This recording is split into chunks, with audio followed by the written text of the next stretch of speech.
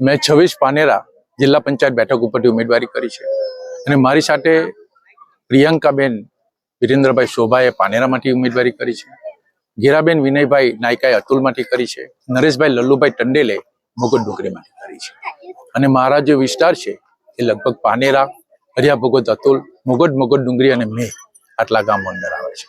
ત્યારે આ ચૂંટણીની અંદર અમે પ્રવાસ કર્યો, લોકોની સાથે મળ્યા અને લોકોએ અનેક સમસ્યાઓ બતાવી। ત્યારે મને એવું થયું કે આ લોકો વિકાસથી વંચિત રહેલા હોય એવી અનુભૂતિ મને થઈ છે અને ખરેખર જે રીતે લોકોની વાત સાંભળતા અમુક જગ્યા ઉપર તો ઘર જોઈને અમારી પણ આંખોમાંથી આંસુ નીકળી જાય એવી હાલતમાં જ્યારે લોકોને મેં સાંભળ્યા એ ખરેખર દુર્ભાગ્યની વાત કહેવાય। અને હું એ લોકોને આ તમારા માધ્યમથી કહેવા માંગુ છું કે ગામના સરપંચોને કે દરેક જગ્યા ઉપર પરિસ્થિતિ જોવાની હોય છે, પાયરીટી જોવાની હોય છે, નથી કે કોઈ પક્ષનો બીજા પક્ષનો હોય એનો ભેદભાવ જોઈને કોઈ માણસને ફટે હાલ છોડી દેવાનો હોય છે। એટલે કામ થયા નથી એ ચોક્કસપણે છે અને ભેદભાવની નીતિ બીજેપી હંમેશા કરતી આવેલી હોય એવું દેખાઈ રહ્યું છે।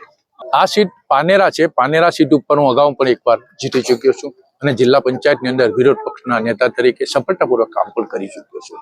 ત્યારે લોકોએ મને જોયેલો છે, મારા કામગીરીથી લોકો પરિચિત પણ છે અને મેં જે કરેલા કામો છે તે આજે પણ લોકો જે રીતે યાદ કરી રહ્યા છે અને એ લોકો જે મને વેલકમ કરી રહ્યા છે અને એ લોકો વિશ્વાસ અપાવી રહ્યા છે કે અમે આ વખતે પાછા પ્રકાશભાઈ તમને અને તમારી ટીમને લાવવા માંગીએ છીએ, ત્યારે ખરેખર એક આનંદની વાત છે।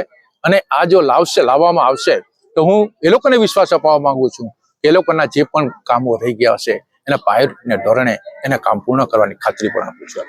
મતદારો અત્યારે સમર્થન ચોક્કસપણે દરેક ઇલેક્શનની અંદર અમે જઈએ છીએ ત્યારે આ ઇલેક્શનની અંદર સાયલન્ટ મતદારો છે। મતદારો એવું કહે છે કે અમારો મત આ વખતે ચોક્કસપણે પરિવર્તન અમે કરીશું અને તે પણ ભારતીય રાષ્ટ્રીય કોંગ્રેસ પાર્ટીમાં એ લોકો સમર્થન આપે એ દિશામાં અત્યારે દેખાઈ રહ્યું છે। અને એ દેખાવા પાછળનું કારણ ભાજપની કુનીતિ જ છે। એ લોકો જે કરેલા કુકૃત્યો છે એને લઈને જ આ વખતે લોકોએ નક્કી કરી દીધું છે કે આ વખતે અમે ચોક્કસપણે પક્ષ પરિવર્તન કરીશું, કારણ કે વિપક્ષ જો મજબૂત હશે તો લોકોને ફાયદો થશે અને લોકોને કેવી રીતે ફાયદો થશે? વિપક્ષ વિરોધ કરશે તો સરકાર કંટ્રોલમાં રહેશે। આ તો એક જ તરફી મત આપતા જશો તો સરકારનું કોઈ કહેવાવાળું જ નહીં રહેશે કે સમજો કે ગેસના બુલા પર પહેલાના સમયે 5 રૂપિયા વધારવામાં આવતા ને તો દેશની અંદર આંદોલન ચાલુ થઈ જતા। આજે 50-100 રૂપિયા વધી જાય છે તો એ લોકોને પેટનું પાણી પણ નથી હાલતું। ત્યારે મારે આ તબક્કે તમને કહેવું છે કે કોંગ્રેસ પાર્ટીની સાથે રહેવો, વિપક્ષ મજબૂત હશે અને જો વિપક્ષ સત્તા પર આવશે તો તમારા બધાના કામો થશે અને મોંઘવારી દૂર થશે અને સરકાર તમારાથી ડરશે।